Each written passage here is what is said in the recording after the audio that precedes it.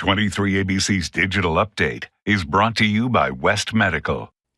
I'm Mike Hart. Here's a look at what we're following on this Monday. The French fire grew by almost 1,000 acres in the last 24 hours, forcing an evacuation order for people living in Woodford Heights.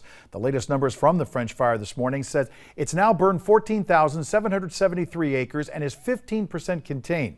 Fire officials telling crews to expect warmer, drier conditions today, with the winds shifting this afternoon.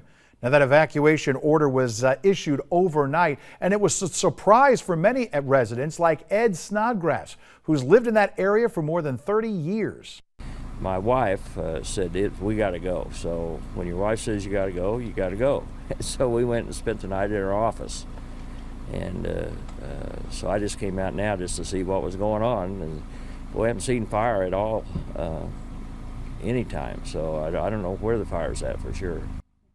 Now, for the latest information on the fire and where you can get more details, you can head to our website, turn23.com. Turning to the pandemic, breaking this morning, the FDA has granted full approval to the Pfizer Covid19 vaccine.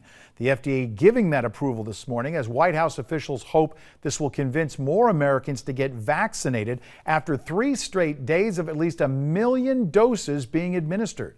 There's no word if this will have an impact on any vaccine mandates.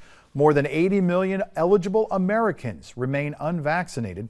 31% of those who haven't gotten the shot have said they would if it's approved by the FDA. Taking a look at the latest numbers close to home, nearly 1,150 cases reported over the weekend, pushing that total to nearly 121,000. There were 3 new deaths attributed to the virus, increasing that total to 1,448. There are now 117 cases of the Delta variant. Let's switch gears right now, bring in Chief Meteorologist Elena Rusk and get a look at your forecast.